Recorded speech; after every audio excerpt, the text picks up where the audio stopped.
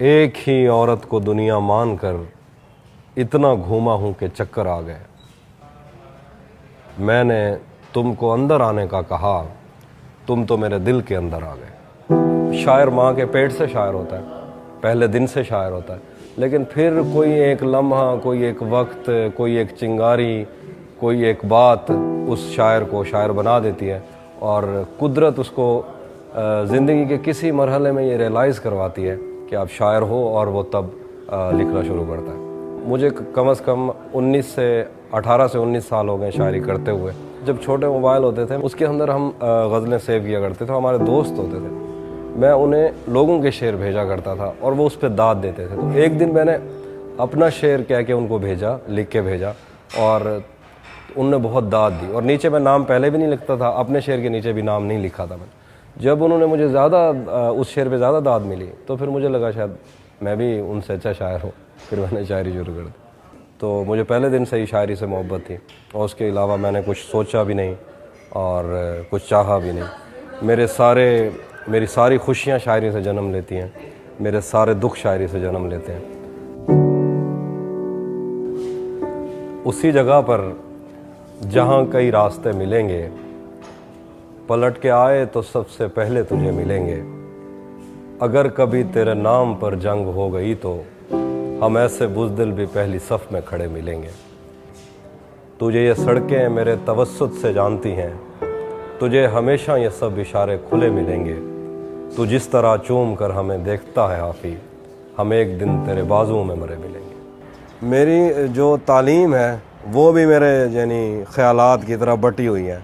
मतलब मैं बचपन अपने इलाके में ही पढ़ा, फिर थोड़ा सा दूर एक कैड कॉलेज था कोट, उधर चला गया, फिर उसके बाद हैदराबाद चला गया, फिर उसके बाद बदीन में मैंने FSC की, फिर दोबारा मैंने सॉफ्टवेयर इंजीनियरिंग की महराज यूनिवर्सिटी से, फिर इस्लामिया यूनिवर्सिटी से MA उर्दू किया, फिर ओरिएंटल कॉलेज लाहौर से पंजाब यूनिवर्सिटी से MPhil उर्दू किया।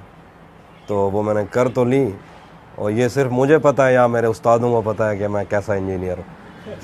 इंडिया के अंदर तो ऐसा हो सकता है कि आप एक कामयाब शायर हो गए तो आपको मुशायरों से इतने पैसे मिलना शुरू हो जाएंगे कि आपका घर चल सकता है, लेकिन पाकिस्तान में ऐसी कोई सिचुएशन नहीं थी। और यहाँ के लोगों को ये बावर करवाने में भी अरसा लग गया कि शायरों को कुछ देना भी होता, वरना वो सिर्फ दुआएं दे के रुखसत कर देते हैं। मैंने जो 60-70 मुशायरे फ्री पढ़े ना, तो ये सारी मेहनत इसलिए थी कि मेरे बाद के आने वाला कोई एक शायर पहले मुशायरे में कुछ ना सही तो उसको 5000 तो दे ही देते हैं। उनको ये तो पता लग गया कि शायरों को कुछ देना होता है। और शादी मेरी अभी तक नहीं हुई, और बहुत सारे दोस्त कहते हैं कि कर लो, लेकिन कुछ लोग कहते हैं कि ना करो। तो जो कहते हैं ना करो उनकी दाद ज़्यादा है, इसलिए अभी नहीं कर रहा। बीवी अगर अच्छी मिल जाए तो शायरी ख़राब हो जाती है।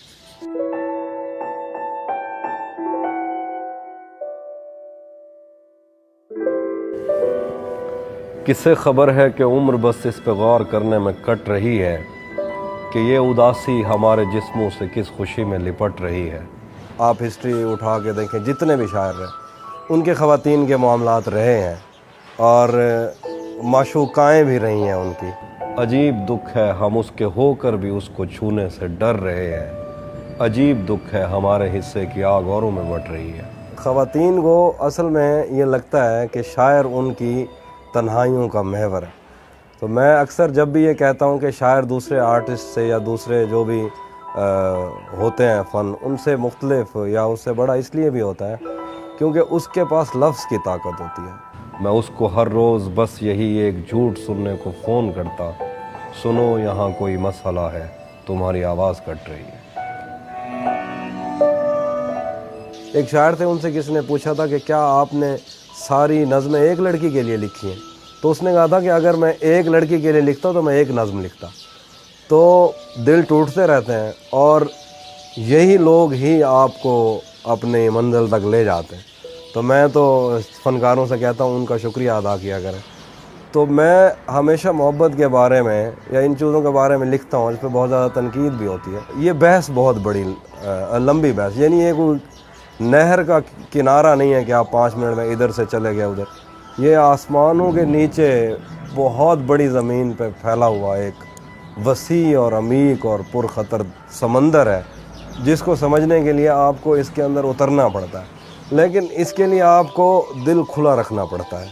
इन तजर्बात को एक्सपीरियंस करने के लिए, इस सब में डूबने के लिए मैं हमेशा ये कहता हूँ कि जब शायर की ज़िंदगी में उसकी पसंदीदा औरत आती है, वो उसकी तारीख़ महव कर देती है, वो उसके ज़माने भुला के उसको अपने नए ज़माने में दाखिल कर देती है।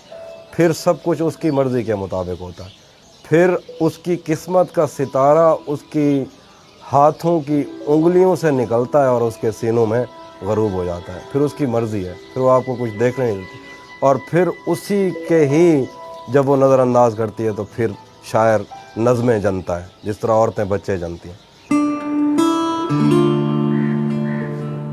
कि हम मच्छरों से पूछो समंदर नहीं है ये अफरीत है, हम मच्छरों से पूछो समंदर नहीं है ये अफरीत है, तुमने क्या सोचकर साहिलों से बंधी कश्तियाँ खोल दी, उसने यादों के पर्वत से लटके हुओं को सहारा दिया, उसकी आवाज़ पर कोह पैमाओं ने रस्सियाँ खोल दी। अगर सुकरात ने जो कहा वो लोगों तक ही ना पहुंचता तो उसने कुछ नहीं कहा था। तो हमें लिख के लोगों तक पहुंचाना भी होता है।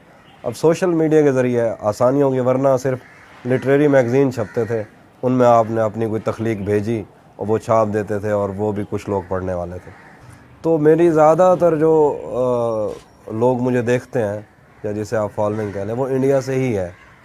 वहाँ के लोग मुझे कई दफ़ा ज़्यादा प्यार करते हैं और ज़्यादा सुनने वाले। ये सिर्फ मैं नहीं कहता, मेरे अपने दोस्त और मेरे अपने जानने वाले भी यही कहते हैं कि अगर आप एक वीडियो उठाएं, उस पर ऊपर कमेंट्स देखें, तो वो ज़्यादातर जो कमेंट्स होंगे वो इंडिया से ही होंगे।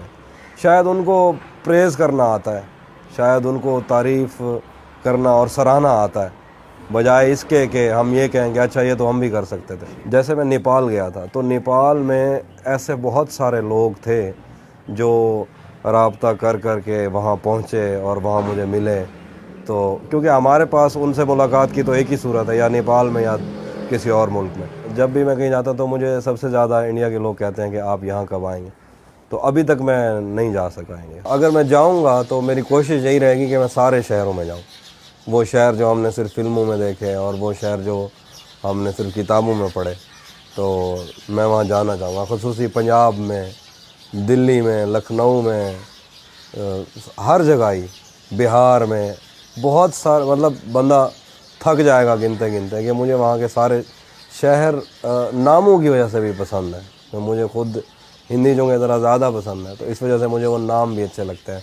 उनकी हिंदी ज़बान की जो सौत है वो मुझे ज़्यादा पसंद आती है।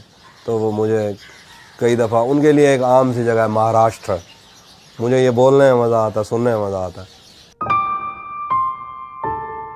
पर मोहब्बत को इस सब से कोई इलाका नहीं, एक दुख तो बहरहाल हम अपने सीनों में लेकर मरेंगे कि हमने मोहब्बत के दावे किए, तेरे माथे पे सिंदूर टांका नहीं। इससे क्या फ़र्क पड़ता है, हम दूर हैं तुझसे या पास हैं, हम कोई आदमी तो नहीं, हम तो एहसास हैं, जो रहे तो हमेशा रहेंगे और गए तो कभी मुड़ के वापस नहीं आएंगे, और गए तो कभी मुड़ के वापस नहीं आएंगे।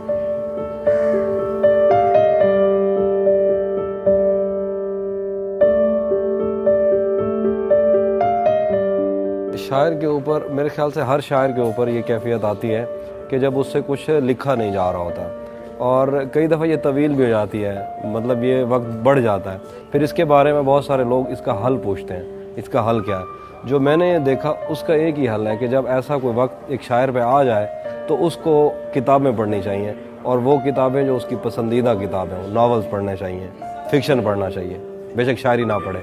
मेरे अपने कुछ पसंदीदा हैं, राइटर्स हैं, और मैं मोहब्बत के हवाले में थोड़ा सा जानिबदार हूँ। सबसे ज़्यादा मार्कीज़ पसंद है, गैब्रियल गार्सिया मार्कीज़, उससे बढ़ के मुझे कोई ज़्यादा पसंद नहीं। उसके बाद बाकी सारे राइटर उसके बाद आते हैं। तो किसी और ही दुनिया में मिली थी मुझसे, तो किसी और ही मौसम की महक लाई थी, डर रहा था कि मेरे ज़ख्म न भर जाएं कहीं, और तो मुट्ठियाँ भर भर के नमक लाई थी, और ही तरह की आंखें थी तेरे चेहरे पर, तू किसी और सितारे से चमक लाई थी।